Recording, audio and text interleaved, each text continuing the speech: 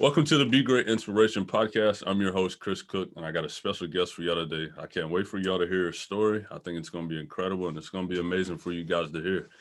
So at this time, I'd like to welcome Cassie Wertman. She's a former track star from the University of Tennessee who is now a frontline worker, helping change and impact lives every day. So at this time, I would like to welcome Cassie. Thank you. What's up? What's going on? I think, just like one of the things that I really noticed about you, you always smile. Like I You could kind of got like, to. I could see it through the mask and I'm like, she's smiling right now, So that was one thing I was like, Cass is always, she's a very happy person and I admired you and I just wanted you to be on here and I thought it would be very important for you to be on here. So thank you.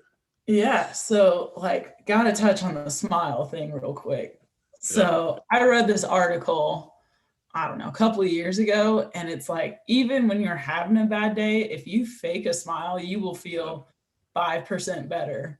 And I'm Yeah. just like, man, I'm blessed. Even when I'm not Right. having a bad day, I can have that RBF on, but I'm like, nope, I'm blessed. Right. We might as well smile through this one. Right. And I think that was You one got thing that I to. really noticed, like seriously, because I'm a big smiler too. I love to smile, and I was like me and you, we just kind of clicked at the health shop, and I'm like, yo, this I really like Cass. But I think one of the things I think I read that article too. It might have not been the same one, but it was Yeah. article just. And my grandmother always says it. She says it all the time. She said, "Baby, you keep that smile on your face." So shout out to Mary Cook, my grandmother. She always says that. She'd just text me randomly, and she was like, "I hope you're smiling today." Got to be. And she says that'll change your whole day. You don't even know Yep. it. You wake up in the morning, just smile at yourself in the mirror. You might be Yeah. a little sleepy eyed, but Yeah. Little sleepy eye, but you're smiling. And I think, yeah, like now with the mask, it's so hard, it you know? is. Yeah.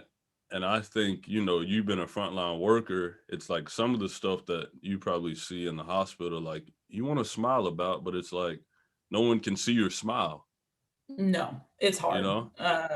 Yeah, I'm in the ICU, so you get patients who are Oh, just experiencing some of the worst things ever. I'm in the trauma right, ICU, so these are really sick patients, and you're trying to communicate with them that hey, we're gonna get through this, and sometimes the best way to do it is smile at them, but it's hard right now because they can't see it. So right. you just sometimes putting it into words, they're not receptive to it, but they are receptive to simple body language. Yeah. What's been your hardest part being a frontline worker? Like what's the hardest thing for you? What's the biggest obstacle? Uh, I think you get so a lot of the patients I see or will see are injured from car wrecks or accidents, things that was completely out of the blue, but some of them are injured due to people doing something to them. Right. So, we might have gunshot wounds, abuse victims, and their traumas go so much deeper than, just the physical damage that was done. I think that's the hardest part for me is, wow, I can't relate to this person. They're going through something so crazy outside of just this injury. Like they have Yeah. got some psychological things that they're going to have to work through. And then the Yeah. other side of it is I might also have to work with the person who did it to them. I have to treat them the same. Wow. Yeah. So how do you register in your mind so you don't become connected? Whether it's a man getting abused or a woman getting abused, and then you have to work on the same person. Like, how do you allow yourself in your heart and be like, I just got to do my job. Yeah. I mean, it sounds kind of bad, but you have to put up a little bit of a wall in your head. Yeah. You want to care and you want to become attached to people, but there's got to be, for me anyways, there's a limit. I can't know everything about the patient. I need to know, I'm going to get to know them, of course, but Right. I don't need to know every detail. And that's just kind of how I personally deal with it. I don't care when they come in and they say, "Hey, I'm here. because I was the victim, or I'm here because I am the perpetrator. All I care about is you're here and what's wrong. Yeah.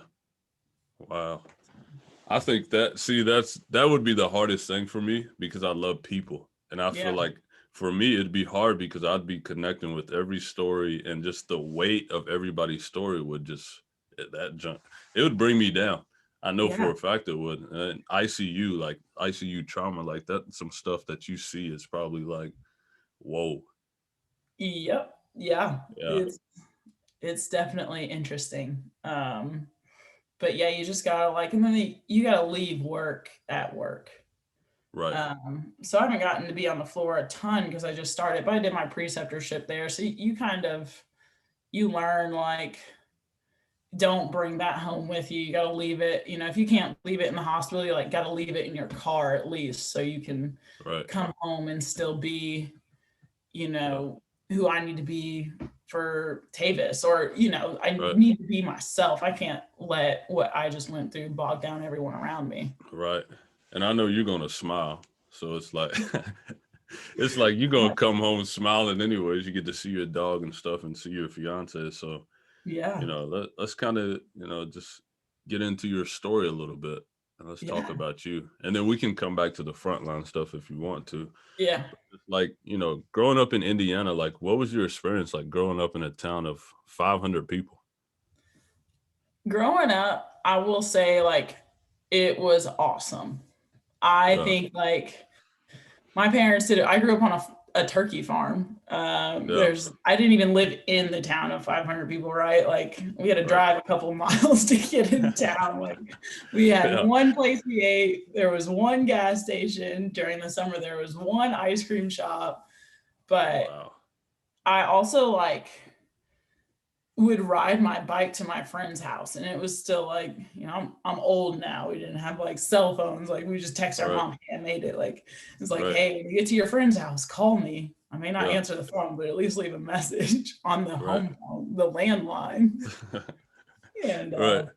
man, it was awesome. Like everyone knew each other, which was, you know, as you get older and you're like kind of becoming a little bit of a shithead, wasn't always great. Yeah. Like you got away with Right. nothing. Yeah. But I think growing up in that environment, I really loved it. But my parents did a good job of making sure like me and my brothers got out and got to experience other parts of the world. I had an aunt who lived in Indianapolis and an uncle who lived in St. Louis. So they would send us to spend Right. time with them just to see things. So we weren't Yeah. like culturally shocked growing Right. up. Right. That's great. I think that was one of the key things that my parents always try to do with us. They always try to take us to a beach. Mm-hmm. So it's like we'd always travel to Myrtle Beach, or, as I got a little older and I got into college, like I started traveling myself to beaches, and Mm-hmm. I think getting to see that exposure and not just be so closed in. Oh, you're from Knoxville. This is where you're going to be. You're going to just move down the street from your parents. And I Yeah. think you having your parents teaching you that value to like go see things, go Yeah. venture, go live life. So I like, think it what was was, even like, go ahead. no, you go ahead. I was like, even looking at colleges, like, I don't think my parents ever blatantly said, like, hey, you need to get away from here. But it was kind of like, I always got that vibe from them. Like, you need to go out and you need to get away from us and you need to get away from where you grew up. And that is a reason why I didn't like that I eliminated some schools when I was looking because I Yeah. didn't want to move to, you know, Du Bois County in a different state, or just Right. I didn't want to move to like, I didn't want to make it easy to come home. Yeah. So like growing up on a farm, like give us a little background of that, like a turkey farm. Like how cool was that? Like Uh, I don't think I would have ever used the term cool growing up. No, now that you look back. looking back, it was like 10 out of 10. Yeah. Man, it's just taught so many life lessons. We have, so we raised turkeys for Purdue Farms. So we'd have like 2 flocks on the farm at one time. That's 24,000 turkeys. But we also had Wow. cows. I had horses. But it just instilled like a certain amount of hard work and discipline. Like I still use it. It's funny. Like Yeah. Tavis will give me so much crap. I'm like, nah, I can't go have fun until I get my chores done. Right. Nope, we gotta get up Yeah. and do the dishes before we head out for the day or something. Right. Like but that carried like that was foundational stuff growing up on the farm. You get over it. Like a lot of kids have never, even in college athletics, they've never had to get up and get stuff done without being told like, hey, be here, do this, do this. Like by the time I was, in high school, like my mom and dad would go watch my older brothers. They just leave me a list of like things that had to be done. Right. And we just did it. Like there was, some griping and complaining like, man, I never have fun with my friends, but Yeah.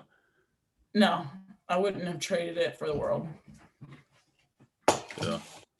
So what would you say like was like, so what would you say is like one of the hardest things on the farm that you were like, I don't know if I can really accomplish this, but I think I can. I think I can. Yeah. So here's the thing about farming is nothing is super hard.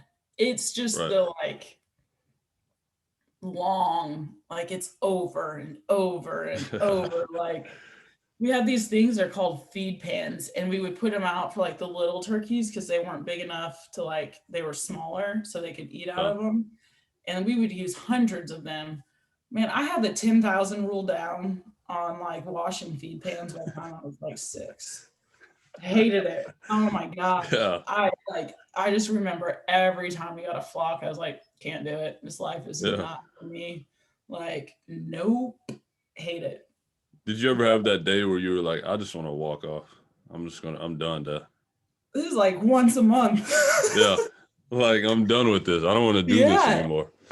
But there's always like, I was a pretty quick learner on some things, and some stuff I was not a quick learner on. But my dad said, hey, like those horses up there in the barn? I said, yeah. He said, well, you better get your work done. I said, right.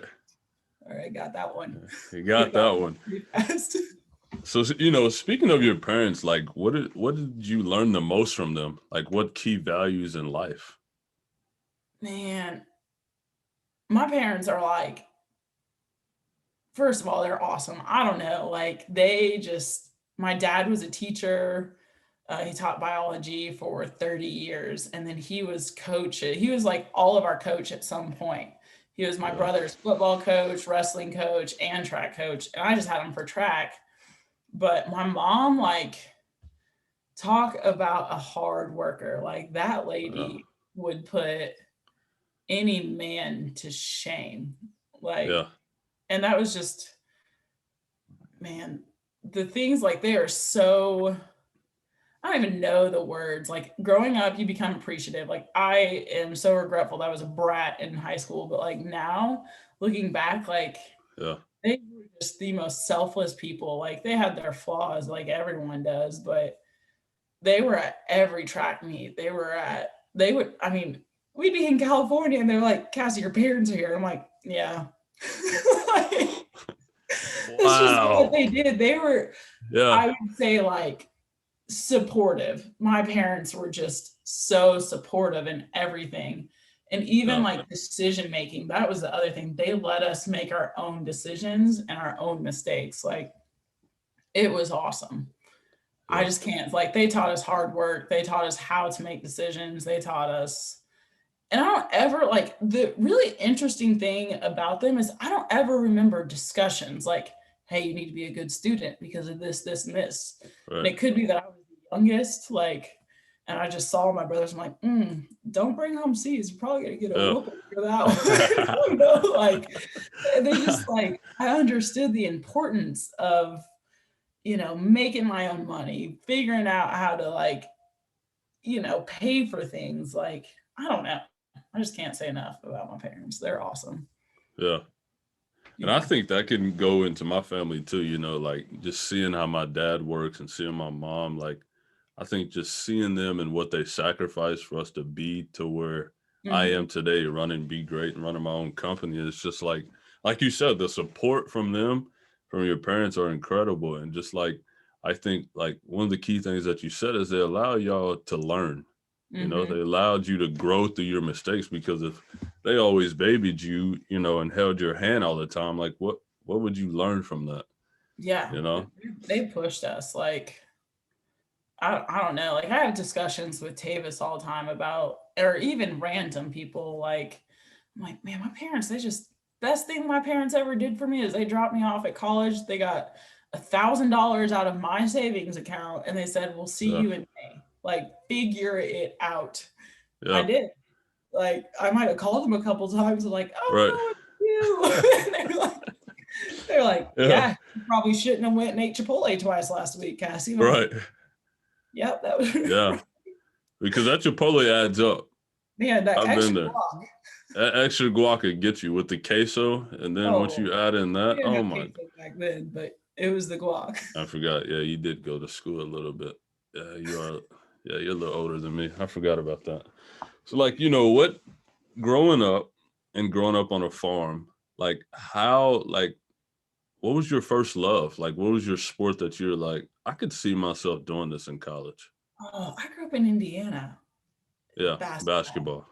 Basketball. Yeah, My aunt coached she played basketball for Butler. It was before Butler was like D1. yeah, So she played volleyball, basketball. I think she might even played softball at some point. It was different back yeah. then. Then she went and she coached at Butler. She was a grad assistant at Butler for a while, and then she went to coach at Michigan State, and she did a little bit for the volleyball and basketball teams, but she was there for a while, and then she moved back to Indiana to be a teacher and a basketball coach, and she took a couple teams to like state and stuff. Wow. But man, I thought I was like basketball. Yeah. Lived through this. I'm like little second grade, like little chubby white girl running up and down the court with all the boys. Yeah. Oh wait, I wrestled when I was real little. Yeah. Yeah. Oh man. Yeah, I was whooping up on the boys. So you was playing ball and wrestling. Yeah. So you just had like it for you. It was like I have no fear. Bring it No. on. Like No. let's get it. I'm None at also all. like Yeah. fear. No. No. Yeah. I mean, this is you don't know this, but one of my first loves I fell in love with was golf. Really. Yeah, I played golf, and that was one of the first sports that I ever felt. I've been playing since I was 3. I'll be Mhm. 26 in June 8th. I'll be 26, and golf was my first love. Heck And then yeah. as I started growing and I got a little bigger, You it outgrew the like clubs. yeah, I grew the clubs. That's basically what happened. And you know, I was telling my mom and dad, I'm like, I want to play basketball, and I didn't realize like the sport is completely different. Yeah. It's like you got to work different muscles. You got to work everything's different, you know. And I think I didn't start playing organized basketball until my ninth grade. So Wow. I was playing golf all the way from like elementary up to middle school. Hmm. And yeah, and then I fell in love with basketball. So like, what was like one of your biggest moments in a game that you still remember to this day? Oh man, so Basketball. I got my jaw dislocated. Wow. Yeah, yeah. So like that's another weird thing is I don't really remember like specific gratifying moments of any of my sports. I just like Yeah. look at them big picture. I mean, there were like really cool moments I like think about every once in a while, but when I look back, it's more of like the big picture, lessons learned. But like the thing I do remember most is like, man, we were down in the post and she turned around and I caught an elbow straight to the jaw. Yeah. And I was a little like, a little loopy. My teammate Maya had to lead me down the court a little bit. And then I went to like bite down and my teeth weren't where they were supposed to be. And I was like, I think something's wrong. Yeah. You still Yeah. remember this girl that did this? Oh, I don't remember her name. I remember the school. I remember the exact where we were in the gym. I remember my teammate Victoria a little bit like, Wertman, you all right? Like, Yeah. no. Yeah. I see can't feel my blue jaw. right now. Right. Wow. I think the craziest injury that I ever had was I was going up for a rebound, and it's actually my finger is still messed up, Yeah, and that's not very I straight there. yeah, it's messed up because I stopped going to therapy, and I should have kept going, but things happen, bills happen. But I was Yeah. going for a rebound, and my finger got wedged in the backboard, and it snapped in half, and my finger was like this. Yeah. Yeah, so that was I've never had the jaw broken, but I Nah, just think a like little dislocated. Put it yeah, back in place. We're good to go. and then you're good to go. That's from that foundation that was instilled in you early. Oh man. Line my grandfather, like he always said like I've had his line was I've had worse spots on my lip and kept whistling. So like he'd bust that one out Yeah, like, all right, yes, we'll carry on. Like right. I yeah, I remember like the day after I had my ankle reconstructed before going to UT because I tore everything playing volleyball. Yeah. And I was cleaning a horse stall the next day on crutches with a plastic bag around my cast. Wow. Yeah. That's crazy. You just Wow, you gotta that's just figure it out. yeah, just figure it out. I Yeah. like that. I like that saying. So like what's some of your sayings? Like what keeps you motivated? Like you dislocate your ankle, everything's reconstructed. Like how are you feeling? Like are you depressed? Are you stressed? Or like just Oh, speak on I your was true feelings. this was like 10 days before, going to UT as I thought I was going to lose my scholarship. I thought I was going to lose everything. Yeah. They told me they didn't know how much like function I was going to get back out of it. I was going to have to relearn how to walk, how to do basic Wow. things. The biggest thing, like if I tore it again, it was never going to be a question of how much function I got back. It was going to be how well I could walk. It wasn't going to be like, hey, are you going to get back to sport? No, it's, hey, it's worrying about walking at that point. So I was terrified. And then, I had just moved 5 hours away from home. So I'm homesick, like depressed. I was on Yeah. crutches for the first, I think like 8 or 9 weeks of my freshman year. Like Wow. Knoxville, UT's campus has a lot of hills on it. Like Yes. it was horrible. I would not recommend it to anyone.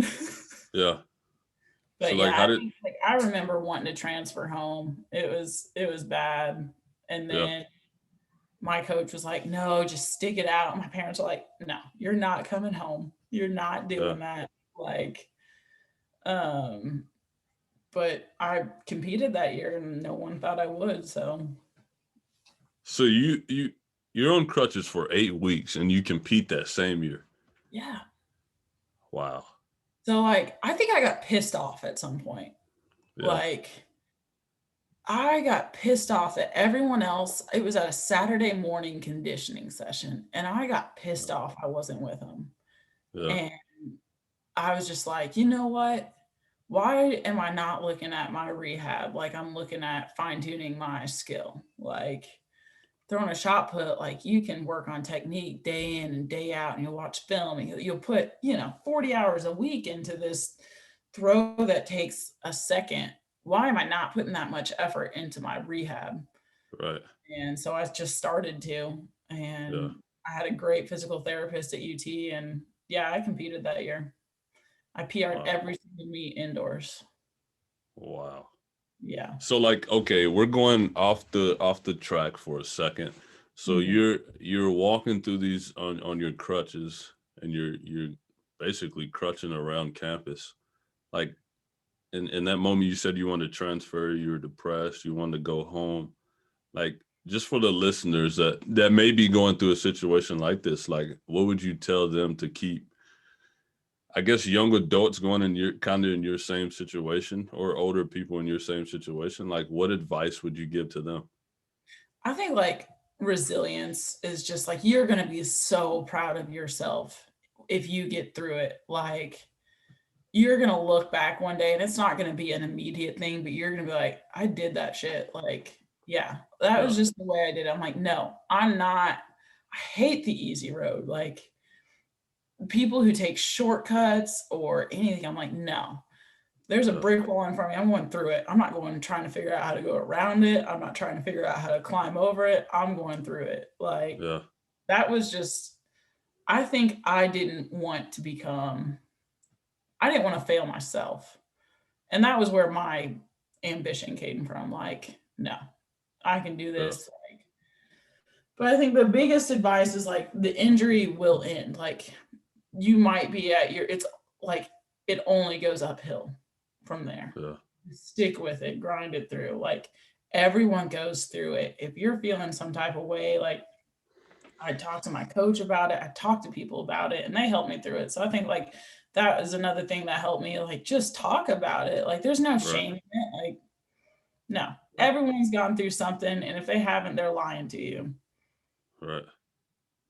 I think one of the most beautiful things you just said though was talk about it. Yeah, And I think that was one of the things that I had to learn in my instance, like, as a man, we're always taught like you fall off the bike, just get up. You know what I'm saying? It was just like mhm. it was never in society just puts this toll on you. So for me in high school, like I was going through a lot of, depression from where I had seizures and stuff. And I always struggled with my self-esteem. And so one of the key things that I really learned is what you just said. You got to go talk about it. So I met with the high school counselor. I started seeking help, started helping myself mentally Yeah, because my self-esteem was so low that I was like, okay, I need help, you yeah. know? And I think that's one of the key things that like what you just said was you got to be vulnerable and reach out for help. Oh And, yeah, like even now, I yeah, still see a counselor like once a month. I could yeah, be sunshine and daisies, but there's something that they're gonna like ask me about, or they're gonna check me. Like I'm not just internalizing some stuff because I have a I usually do that. I'm a pretty big internalizer, so I'll just sit on something and let it fester and fester until it becomes an issue, and they'll coax it out of me and they teach me different coping skills for this and that. And it's like, yeah, this helps so much. Like, regardless of, what stage of life you're in, you got to have, like, whether it's a friend or like, if you go to like actual counseling, whatever it is, you got to have someone that you can talk like your true self to. right. I think that, like you just said, you gotta have that. You gotta have that avenue. And just recently, I think this past week, like I started emailing therapists and stuff like that. Just because there's a lot of trauma that I'm going through right Yeah. now that I want to speak about. I want to talk to it about. And I think like for me, it gives me so much. Like you said, it just gives me that boost that I needed. Just to allow that stuff, like you said, be the true you and allow it to flow off. Hmm. And I think that advice is very, very beautiful. And I think a lot of people are gonna, take heed in that. Yeah. So what advice would you give, going back to the questions, like what advice would you give the young girls and boys pursuing a dream? Like what you did. I think the biggest thing I can say is like you are who you surround yourself with. Like you better make sure your top five are better than you. Like it doesn't Right. have to be, they don't have to be better, basketball players or whatever, but they better be like good people. And Tavis and I talk about this all the time about like, hey, how did we, I grew up pretty privileged. So I'm, not going to deny that at all. But how did I like get out of my comfort zone of 500 people in Indiana, move to Knoxville, Tennessee, go through a athletic career and accomplish all the different things I have? And it's because I surrounded myself with people who I view as better than me. And my top five, I'd go to war with them. Right. So I think that's like my biggest advice. Like, surround yourself with people who are going to make you better, like people who are going to push you to become uncomfortable. Mm. You got to. That's the only Yeah. way that you truly grow in life. Yeah. And when Is it it? comes to decisions, like if there's this decision, like one's comfortable, one's uncomfortable, take the uncomfortable one. Yeah. Make yourself uncomfortable. If you're comfortable, you are not progressing. Not at all. And I think that was like one of the things that I learned is when I went to Barton College in Wilson, North Carolina, it was about 7 hours away from home. And I'm Mhm. like, dude, my first semester, I'm stressed, I'm depressed, my anxiety's out of control, and I'm like, I'm not happy. But if Mm-hmm. I go home, like it's gonna be the same thing. It's like you might as well Yeah, just be uncomfortable here, grow and become a better person. And like you exactly. just said, surround yourself with people that are gonna make you be the best you. Mm-hmm. And that's what Be Great is about. It's about helping people find that greatness within themselves. So then you can spread the greatness. And then you start to, like you said, you start to surround yourself with people that make you think a different way, that challenge you, that Yeah. push you to the next level, that say, "Hey, Cass, I think you should do this because Yeah. this will be the outcome." Yeah, it's a hell of a lot of a risk, but the opportunity that's going to come out of this, it's going Yep. to be hella worth it. And I think that's something that your parents really taught you. Is they gave Yeah. you $1,000 and they said, "Hey, this is a ton of risk. You're 5 hours away from home, but guess what? Now look at you. Yep. Now you're a frontline worker saving lives because of what your parents did when you were 18 years old. Oh man. Yeah. Or Like, not even that. We can go all the way back to your childhood, oh what you yeah, learned from your childhood. for sure. Yeah. Every lesson is just like a compounding lesson. Yeah. So And I think that was like what you just said. Every lesson I look at, I used to always say, man, I failed in that. I used to always say that to myself. You failed in that. And then I started realizing, Chris, you didn't fail. It was a lesson. yeah. You had to, and now you take that and you say, well, like you go back to what you said, the people that you surround yourself with, where they just gonna say, hey, Chris, yeah, it's okay. You did kind of fail, but it's okay. No, I want to surround myself with people that say, hey, you know what, dude, that was a lesson. You need to Yeah. learn from that. You need to grow from that, and let's figure out how we as friends can become better in that. Absolutely. That's the people you got to be around. You got to like, yeah, you gotta have conversations with people. Like, I mean, they can be the dumbest conversations, like, Right. but so like my best friend who I work out with, she is a cardio fanatic. Like she runs 60 miles a week. I do not run, right? Like, yeah, don't do it. I will cycle, bike all day. I am not running. Right. But, like, so I work out with her because I can lift weights all day, but I'm not going to push myself to improve my cardio. So I'm Right. like, I gotta go work out with Becca today. Got to Yeah. do it. I'm gonna hate myself during it, but give me Right. 5 minutes to breathe afterward. I'm gonna be real grateful. You're gonna be good. Yeah, And now it's like, it goes back to the sports dynamic is once you have teammates, it's like your friends, they become your teammates. they become your family. Like, yeah, Yeah, they become, yeah, and now it's like Becca challenges you in running and stuff like that and working out. But then you start challenging each other in different areas of life. Hey yep, Cass, did you read that book? Hey Becca, yeah, did you check that book out? Hey yep, Becca, what are you thinking today? How the sun's shining, but what are you thinking? mm-hmm, Is there something that we can talk about? Or, it's just like you just start, like you said, you got to surround yourself with people that want to be great absolutely. in every area. So speaking of UT, like what attracted you to UT? And what did you major in? Speak on your majors, because when I was reading your resume, my weird life resume that you sent me, I'm Yeah, like, yo, this woman has accomplished a lot. yeah, I want the listeners to hear this. What did you major in? yeah. How many degrees do you have? I have three. Yeah. I have 3 degrees. Wow. um, yeah. So UT, funny story. Never planned on going to UT, Yeah.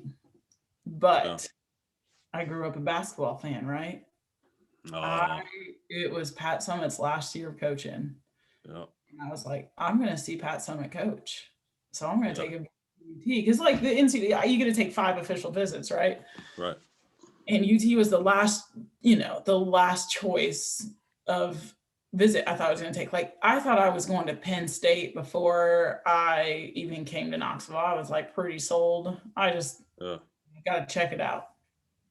And I came down here and I just like connected. I had met the coach and I did like an unofficial visit the summer before, which was the first time I ever saw my fiance. Funny story. Yeah. 2004. Yeah. And he had just transferred and was like throwing. It's totally different person. He had like a high top with a step cut in. Oh Not man. exactly what, Yeah. wasn't love at first sight. We'll just say that. Right. And but I was like, man, I don't know. Like, coach is cool, but I don't know. But I got down here and man, I fell in love. Like, I knew before I left the visit, I Yeah. was like, UT's it for me. One, they like women's athletics was so appreciated at UT. Like what Pat Summit did for sports, women's sports, not even basketball, Yes. like was huge. It's an impact that will be felt forever. So I knew I was coming into a program that I would be, track and field, like we don't make big money, or not big stars or anything like Yeah. that. But I knew there was a history there, like we were valued, and I wanted to be a part of that. And then my goal looking at colleges is I wanted to be the worst thrower there. I wanted to come in. I didn't want to be the best. A lot of people come in and they said, I want to be the best thrower. I'm like, nope, I want to be the worst one, because that's only going to push me more. Right. And she had just graduated, but she was going to be training here. She's from Trinidad, so she was training for Trinidad to make the Olympics and stuff. And then there was another girl who was throwing a little bit further than me at the time. The guys were super good, so I was going to surround myself in an environment that was just going to push me and push me more to be great. Like, I was like, Right. this is my best opportunity. And the coach was older. Like, I was coached by my dad. The coach at the time he was older. He had 3 kids. So he just kind of like understood. He was more mature. That's a big part. Like, hey, I'm going to be spending a lot of time with these people. Like, do Yeah. I mesh with them? So that was the selling point for me. I loved it. And they Yeah. took me out. So Yeah. Pat Summit. What a legend. Yes, you're definitely right. She changed the whole dynamic for women's sports. Pat Summit is the And reason went to UT. The reason. wow, Yep. that's incredible. Yep. Wow. But And I think, go ahead. no, go ahead. Go ahead. I just think, like, watching, I think one of the most beautiful things that I learned is just the discipline and hard work she had in her life. Oh, The discipline, the hard work, the dedication, the motivation, and just like hearing the stories that I hear now and read about her, it was like, whoa, she's at the gym at like 4 a.m. in the morning. She's getting her workout in. They know they got practice at 6. She's already watching film at 5. yeah. And then they got, from 5 to 5:30, 5:45, she's studying film for the Hey man, next game. early bird gets the worm, and Pat Summit figured that out. Yeah.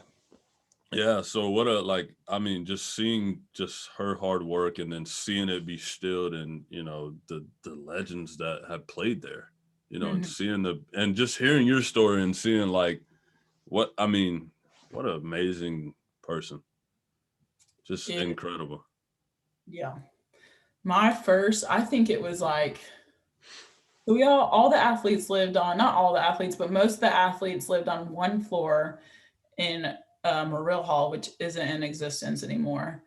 And I remember the first week, Holly Warlick had become coach that year. It was in the first 3 or 4 days. Holly Warlick is on our floor, like checking to make sure her players are there Yeah. and I'm like, that's the expectation here. Right. I am here for a reason. I'm not here to I might have been a little too uptight about it and Yeah. had to loosen up a little bit, but I was like, I am here to Yeah. learn. I'm here to be a student athlete. I can figure out all that fun stuff. We'll do that later. But Right. nah, you figure it out. But that was the moment where I was like, day 3, that's the expectation here. All right. Yeah.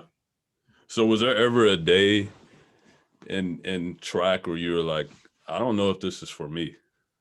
All the time. All the Yeah. time. You question yourself. Like, track and field was never my favorite sport. Yeah. When I was younger, it was basketball. And then by the time I got into high school, I loved volleyball. Like, I still dream. I can't jump like I used to, but I still dream about playing in Like, I remember in high school, I spiked a ball right into a girl's face on the 10-foot line, and I was like, Yeah. God, that felt good. Like, Yeah. you hate to say it, but I still dream about it. Like, you get me out in a sand volleyball court, I'll tear it up all day. Yeah. Won't get. But and track and field, like I was the smallest thrower in the NCAA. Probably there might have been one or two girls who were about the same size as me, but if you go to like the SEC conference or the NCAA track meet, I was small. So I had to work hard. I Yeah. was never going to be the biggest, fastest, or strongest. I just figured out how to, you know, reach. I figured out how to use like 95% of my capacity. And a lot of girls, they have huge capacities, or a lot of athletes in general, they have huge capacities, but they only figure out how to use about 70%. Yeah. I figured out how to translate everything that I was working on into the throw. But oh God, it sucked. Like, you don't have to know a lot about shot put, but if you are working on the way your leg comes into the middle of the circle, if it's not at the right angle or your hips aren't at the right, it throws wrong. And Yeah. you can work on that for months, and there will just be, I mean, I remember my sophomore season, I had a new coach. Like, I was broken. I was throwing like an idiot, and Yeah. I just couldn't put two and three together hardly. And Right. we went out right before regionals. I think I fouled out at SECs, and my coach had some choice words for me that I needed to hear, that I Right. deserved. And it was raining, and we were getting ready to go to regionals, and he just said, "We're throwing today," and something clicked in the downpour, bad Right. throwing conditions, and something clicked. And I had been trying to hit like 52 feet, like 16 meters. We go on meters. Yeah. Could not hit it. I went to regionals and I threw 1706. Just skipped 16 meters. Wow. So that's like, I improved by 4 feet. Yeah. It was crazy. Like, my improvement literally was like from what I had been throwing earlier in the season was Yeah. 4 feet. And I was just like, God, the last 6 months, I wanted to quit every single day. Yeah. Like, but hey, that 2 seconds right there, I knew I hit the throw, and the last 6 months erased. Every Yeah. bad memory is gone. Was there ever like a venue that you walked in and was like, whoa, this is for me? I wanted to be here. Yeah. Yeah. There's like, so I had rings that I hated, and then I had rings that I'm like, oh, we here to Yeah. get this. This Yeah. is, We here. Right. I always threw well at Birmingham. There was an indoor facility at Birmingham. I always threw well there. And then I always threw well where our regionals were in Jacksonville. Like, that was Yeah. where I made that big throw, and our regionals were always there. And every year I threw well. Like, I don't know, something about the meet, something about the vibe that I was like, we're here to get down to business. But then Yeah. there were, venues where it was like the opposite. Like, Eugene, Oregon has beat my butt multiple Yeah. times. Yeah. Oh man, it's like, just, yeah, it owns So, me. so you're back on the plane, right? Leaving Eugene, Oregon. What's the focus? What kept you motivated? Like, what's your thought on the plane? Like, damn, I did not throw well, but we got to go back and work. I did it that's the last. So the NCAA championships are there almost every year of my like career. The outdoor NCAA championships are there, and I always do like shit, like Yeah. bad. And on the plane, like, you have got to eat your pride and say, like, are you gonna win, or are you gonna let this moment beat you? Right. No, I'm like, I refuse to lose. Yeah. I refuse to lose off of, like, sports are easy. Like, you work harder. That's easy. Definitely. Right? You work harder. Yeah. I can work harder. that is my thing. I will be the hardest working person in that room, regardless what gym, where I go. I will be the Yeah. hardest working person in that room. Like that went into the classroom. Like I hate lazy people, Yeah. but like it was a decision on the plane. Like, are you going to let this moment win or are you going to beat this moment? And Right. that was easy. Nope. This is me. I'll see you in a month, coach, and we're going to get back to the drawing board. Right. Yeah. The only time I ever beat Eugene, Oregon was at Olympic trials. And that's when you finally conquered it. I finally conquered it. Wow. I mean, everyone I was throwing against definitely Yeah. conquered you, but So I won my victory. yeah. Wow, that's incredible. And I think, like you were saying, just that you just got to go back to the drawing board. I Yeah. remember my basketball career, like I came in second my whole career. I never won a championship from Oh, high school all the way up to Rome State, all the way up to Barton. I never won a champ. We always came in second.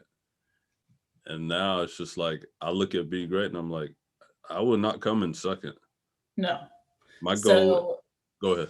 funny thing about like second place, Tavis and I make like a really funny joke. We call ourselves and his training partner the runner up club. Yeah. All between like me, Tavis, and his training partner was Nigerian, but he threw at Cornell and he trained in Knoxville before Rio. Yeah. And none of us had ever won. Like I had been second at SECs. I think my dog is whining in the background.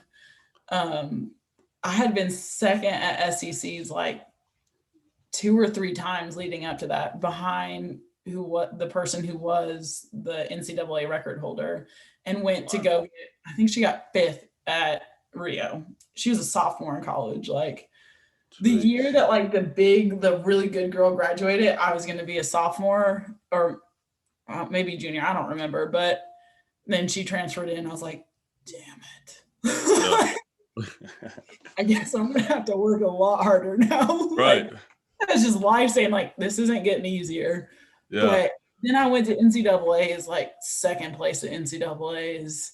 Yeah. Tavis he got a second and a third at NCAA's. He got second at Olympic trials. Like Yeah. Steve, same thing. He'd go to African championships second, like Wow. NCAA's second. And we're just like, man, second place is a freaking awesome motivator. So like, I It think my is. career of second place is like, yeah, it achieved a lot, but man, it drives you, right? Like, It does.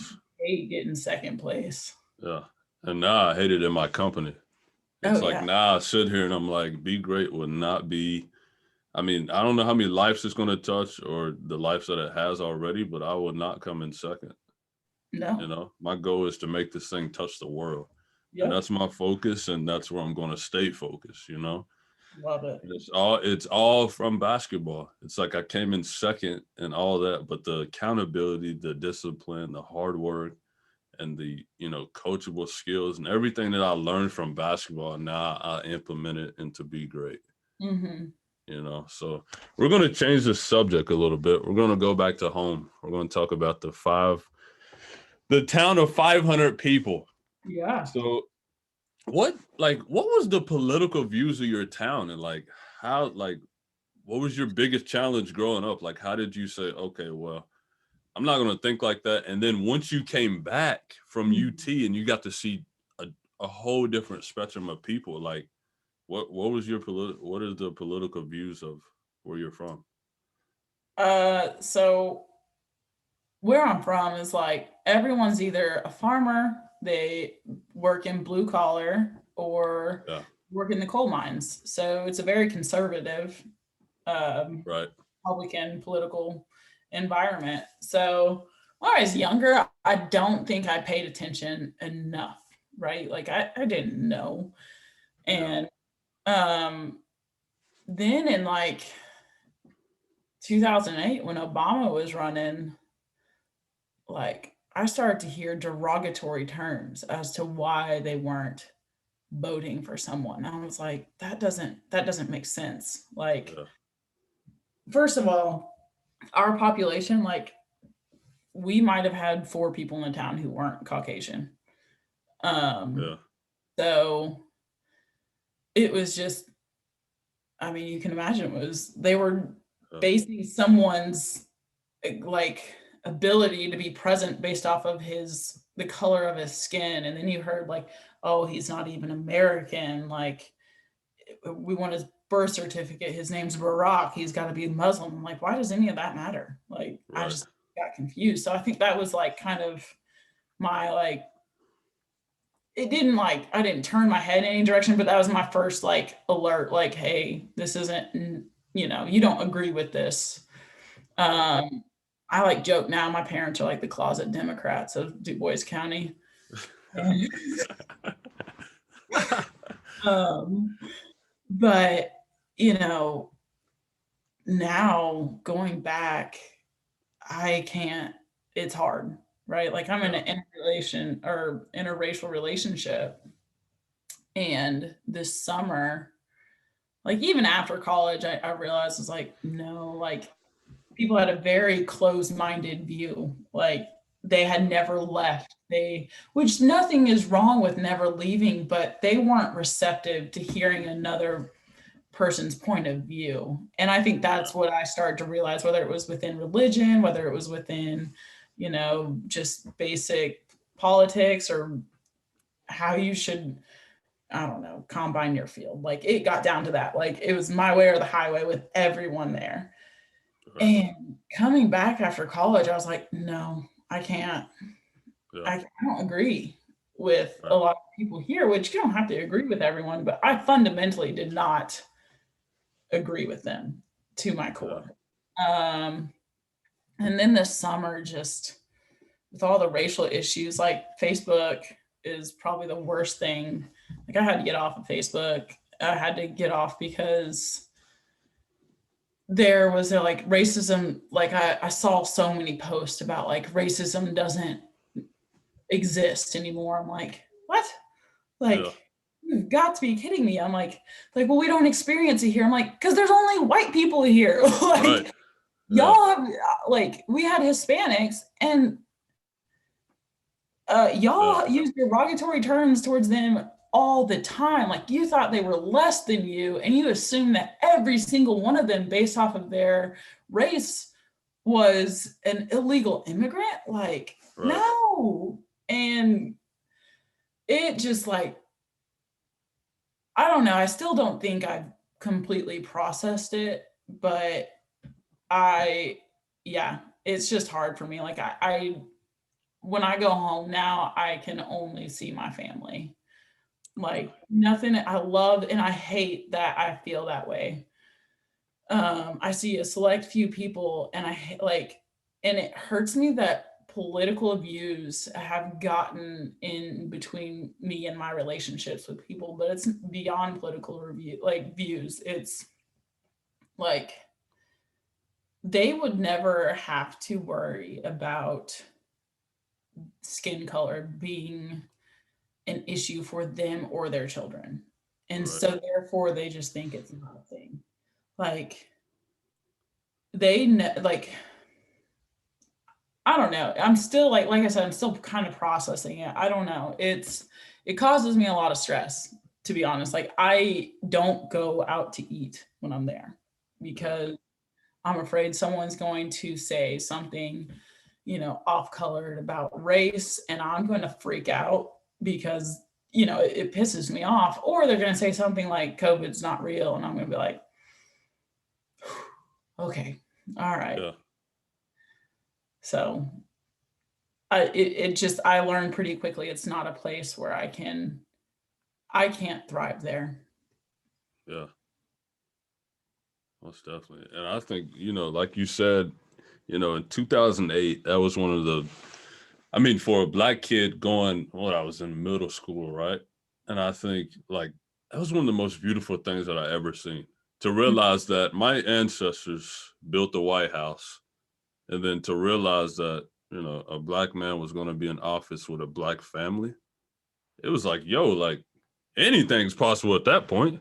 Yeah. I mean, I was literally sitting there like, man, like anything's possible. I get to see literally the grounds of the White House be built by slaves, and then to realize that a black man is going to be in office and run the Yeah. country for 8 years. You can't tell me nothing at that point. Yeah. That's how I was thinking in my mind. Like as a kid, I'm like, you can't tell me nothing now, Mhm. And I think for me, I stand, in my truth of being black, and I realized like this country has so far to go, and it's like the 2020 wasn't just the only year that we fight. Like the No. fight continues to go, and it's just like everything's kind of died down, and the hardest thing for me was this past summer to realize like we're in 2020 and I'm still saying Black Lives Matter. Mhm. Like matter, that's like the minimum, bro. That's not to call you bro, but that's the Yeah, minimum. no. That Like, is the bare minimum. Like yeah, Black like Lives I Matter can't. is about like the fact that you like the black culture is asking us like, hey, think about us as humans. Like, Yeah, okay, yeah, right. yeah. Like, And I think, just going back and studying my history and studying where we come from, I think one of the craziest things to me to ever, and growing up on a farm, to realize that black people were counted 3/5 of a person. Like that, they was comparing us to sheep and cattle. You know what I'm yeah, saying? And for me, like I think people don't under like that. That's crazy. And for y'all to realize, not just you, like I'm not saying you, but I'm saying yeah. just as American people, like that history, the history that's rooted in this country, I may not ever see. You know what I'm saying? But as I gradually become older, I want to instill that into my little brothers and my little siblings and my nieces and my nephews. Like, hey, this is our history, and Mhm. it's okay. But like I had an episode the other day with Sydney, my girlfriend's sister, and I was telling her, and I was just like, living in East Knoxville, I see the different demographics. And like you can see no shit. You can literally see the trauma on black people walking around here. Mhm. And it's just like it's like we have, like I was telling her, we got 3 gas stations. We got, a few lights through here. We got what our main restaurant is Shoney's. You got Yeah. McDonald's, Little Caesars. It's all, and y'all mean to tell me that racism doesn't exist? I'm living right in the systematic racism that's right here in Knoxville. You Yeah. go to West Knoxville, you got everything you need, Yeah. you know? And it's just like you can't say that it doesn't exist. This country was built on racism and the Mhm. systematic racism, and her sister went to Ivy League schools, and we were talking about that. And one of the most key things that she said was like, those schools were built for the white wealthy man, Mhm. and then I thought about it and I'm like, whoa, like that's crazy to really think, but it's like, is it really that crazy? Because it's kind of what this country was built on, you know? Yeah. So speaking of an interrelation relationship, like what has been your biggest obstacle for you and Tavis in America? I mean, it wasn't like it wasn't the obvious like, oh, is your family going to accept you dating a black person? No, my family, I mean, I've asked Tavis like this summer brought up a lot of difficult conversations, which it should have. Like there Right. should have been a lot of difficult conversations that came out of it. But and so I asked Tavis, I was like, hey, did my family ever make you feel unwelcomed or uncomfortable? And he said no. But Tavis is also like the happiest go lucky guy, and he wouldn't let anyone making him feel uncomfortable stop him, anyways. Yeah. Um, I did feel it a little bit from the other side because I felt like his family kind of thought a certain way about me, which Yeah. I can kind of understand, right? Like that's their history, that's their experience. They Right. should have. Um, so like that was hard, but it wasn't really like a burden that like I almost was like, I'm okay with, them getting to know me before they place their final judgment on me. Like everyone, you should. I guess maybe that's not the way to say it, but I was okay with it. They like I understood they should have their level of hesitation. I think the hardest thing though for me is trying to, it kind of goes back to the racial issues. Like, I never had to worry growing up, like, hey, are you going to be put in a bad position if you get pulled over by the cops? Are you going to get pulled out of your car? No, they're going to call my parents. Like, it was small town, like, they're going to call my parents and I was going to get home safe that night. Well, now I worry about like my fiance. What happens if he's in the wrong place at the wrong time? Like that is hard. Like when he goes out with his friends, like if we go out into downtown Knoxville, which I mean it's COVID, but we never really did anyways. But when we did, like if he was drinking, I never drank because I didn't feel safe. Like if something, he's a big dude, like kind of gets like bull in the china shop when we're going through crowds and he just bumps into people. Like I was like, if ever anything ever happens, like I don't want him like something stupid to happen, basically. And I like it eats me up that I feel that way. But I'm also like, man, Davis is gonna have to have a conversation with our children one day based off of, just things aren't going to improve that quickly, unfortunately. It'd be awesome if they did, but Tavis is going to have a conversation with our sons one day, like, hey, you have to act different. You have to be smarter than the kids you're going to go to school with. And that is just something that like it hurts. Yeah. So I think that was like the realest thing for me is I've always felt it like towards Tavis, like his well-being, but then at the point where like we got on with our relationship and like to the point where like, yeah, we're definitely gonna have kids one day, like that was the moment where I was like, man, this is going to be a lot more difficult than I thought. And then trying to relay that to the people who I grew up with, like I don't mean to talk bad about anyone where I grew up, but like some of my good friends are still there and I'm like, y'all, you believe this way because you never have to worry about that. Right. So yeah, I think that's probably been the hardest part. Yeah, and I think like you being able to stick by Tavis's side and be like, hey, I love you no matter what that's huge. Because like you said, like, we got to worry about when we get pulled over. We got to worry about, our stereotypes, everything, how the media controls everything and how they push this narrative of what Black people are. And it's just like, we create the culture. We are the culture. Everything that's kind of going on in America now is because of us. You look at entertainment, you look at sports, you look at just the other avenue of life. Like it's Black people creating this content, and I think like it's beautiful in a sense, but it's like we don't get enough credit by any means. And it's just like it's 2020 and I'm sitting there saying that my life matters. Yep. And it was hard at first for me, like as a Black man, it was like, dude, I'm not saying that. I'm not saying that. I would not put my fist up and say that my Black lives matter because my life is more than matter. I have purpose. I have feelings. I have meaning. I'm a person. And it's so hard to sit there and see. But like you said, I'm gonna have to have the same conversations with my kids, especially my Black daughters, because the thing is, the Black woman has the most hardest life in America, and the subject you're getting hit in two different directions. It's never brought up though. No, it's never talked about. It's always the Black man and the Black man and the Black man this and Black man that. But no, the Black woman has the hardest life in America. And people are like, oh, really? And I'm like, yeah, you go look at the statistics of what happens in the Black world. Yeah. Go look at Black America and you see this. I mean, you look at the numbers. They don't lie. It's all right there in the truth. So, what was kind of your reaction? You and Tavis are sitting there watching the news and like, what's your reaction to everything? Like, what do you say to him? What kind of conversations did y'all have?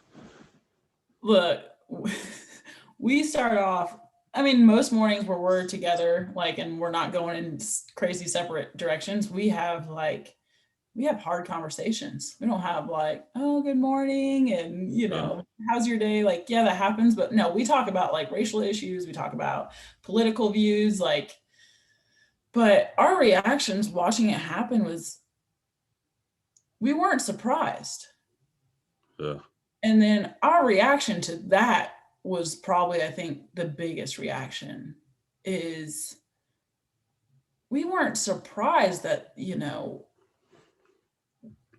the fact that we weren't surprised by the injustices, like the George Floyd thing, like, why was I not surprised by that? That's the Yeah. problem. Yeah. That's the problem. Right. Um, People are up in arms about there being protests about it. I'm like, why are you surprised? You'd be Right. protesting if it was the other way around. Right. Like, I think that was the biggest thing. Like, whether it's the Black Lives Matters movement or those protests or even the storming of the Capitol, like, why aren't we surprised? What has gotten us to this point, right? Like, Yeah. these are horrible things, and we're Most not definitely. surprised by them. We're like, it's just the normal, Yeah. which is not okay. Definitely not. So I think, like, man, it took a lot of, this summer was weird. Like, we have COVID and everything going on, and then this summer, like, I had to go back and think about what was I like in middle school and high school. Did I ever, and to be honest, like, I'm sure I definitely said something derogatory to a Hispanic at some point in my life, and I'm like, why? My parents raised me better than that. Like, and the people who say that they're not racist, I'm like, yes, you are. If you Yes, have to say it, you already you are. say it, you are. Yes, like, Yeah. and so I think, like, I had to go back and really think. I had to do a self check, and I was like, what do I have any biases? Do I have any, like, I need to get over them? Like, that's Yeah. something that, like, nursing, like, you kind of have to, they preach that day one. You, like, walk into nursing school and they're like, you got to get over your biases. You're going to treat anyone and everyone. So don't let your personal views get in the way of how you practice. And, you know, like, I really genuinely tried to do that. Like, first of all, I have a gay uncle, I have an Asian sister that my parents adopted, and I'm or I'm engaged to a Black man. Like, so I really have got to think about, like, no. If Yeah. there was ever any point where I said something derogatory about the gays, made a bad Asian joke, made anything, like, I need to own up to it and be better. And that's just what America is lacking right now. Yeah. We have too much pride in ourselves, and we're not checking it to say, no, I messed up. I need to do Yeah. better. Yeah. Wow. I just want to applaud you because that takes a lot of courage to look in the mirror and say, and I think, like you just said, that's what America needs right now. People need to look in the mirror and say, hey, I need to do better. Hmm. I need to be spreading love more than I spread. And that's what I always say, spread love. There's enough hate already taken in the world. There's Hatred's already easy. That's the it, easiest thing, right? Like, right, it's easy to dislike someone based off if you don't agree with them. right. It's not easy to, you know, accept another person's point of view when you disagree with it, but Yeah, you have to, like, hey, their experiences are different than most yours. definitely. Therefore, they're going to have different opinions. Yeah, most definitely. And I think that's where we got to grow at. Is Hmm. just be like, hey, I disagree with you, but it's okay. We can Yeah. still, I still love you. I still have love for you, but I don't agree with what you think. Yeah. But now we don't even do that. It's like, I disagree with you. I'm done with you. Hmm. I don't have nothing else to say. So what You did can we even have grow? conversations without Yeah. anger. Like, Yeah. man, like, it doesn't matter. I think that's the other hard part. Like, my mom will be like, hey, are you coming to the family reunion this year? My mom's one of 12, so I have like, Whoa. yeah. So Dang. there's a lot of us, right? And a Yeah. lot of us cousins. And I have to be like, man, I don't agree with some of the stuff that like my family members are posting on Facebook or some of the things they're Right. saying. And I'm like, do I want to surround myself? But I'm like, no, you got to grow and be better. You can't only seek out people that you're comfortable and agree with 100% of the time. Like, you don't Yes. grow that way. You don't No. grow. Like, Yeah. you don't learn conflict resolution that way. You don't learn anything if you isolate yourself to only people who you think alike with, Yeah. you know. So it's a little weird, but I just like challenge myself to get through it and to Yeah. be a good person. It's like a challenge with me at the end of the day. Yeah. I love it. And you really like, good job, Cassie. You did not like, you did not go off on that person. Yeah. You wanted to, you thought about it a couple times. Like, that's the one good thing about masks right now. Like, Yeah. I'll wear my mask all the time, but hey, I can make some real like gritted teeth facial expressions and it looks like I'm Yeah. just listening. I don't even want to know if you made those faces at me at work. I ain't even gonna ask that. Nah, But I think I just told you. I'm like, yeah, you I just don't agree with that one, yeah, but let's continue to discuss it. yeah. And now we get you on the show now. But this has been incredible. This has been Yeah. amazing to hear your story. And I know we could talk for 3 to 4 hours just about any and everything. Yeah. And so this kind of leads me to my last question. And you know, just I really want you to be true and authentic because I know you're gonna do that. Yeah. But what does being great mean to you? Being great means waking up every day and just saying, how do I get better than yesterday? How do I get better? Like, if you can wake up every morning and challenge yourself, like, how do I be better? You're doing it. You're crushing it. You're going to go far. Yeah, I Man, love it. I want to know So yours though. so What's yours?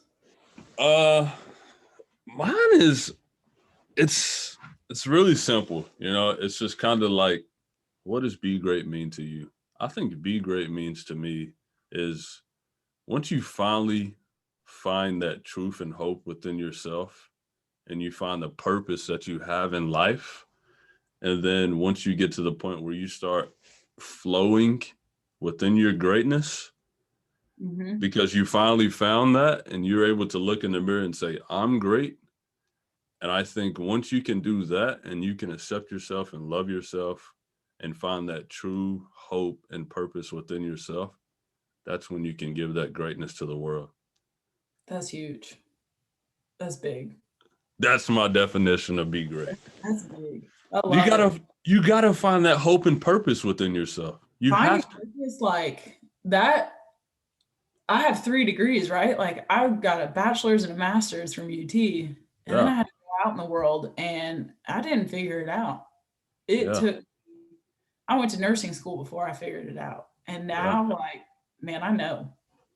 And yeah. once you know, you're unstoppable. Most definitely.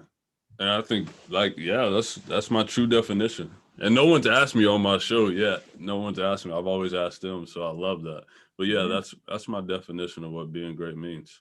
Is you, like I said, you find that hope and purpose within your life, and then you help others find that. Mm-hmm.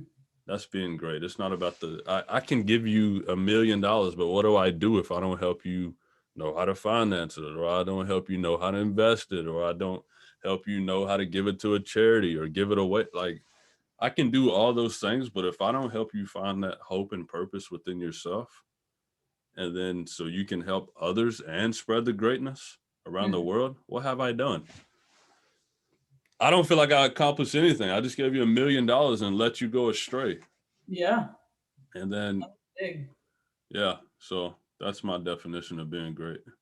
And that's why I had to get you on here because I know that you live by that. Absolutely. So I Absolutely. appreciate I appreciate you so much, Cass. And thanks for coming on here and sharing your story.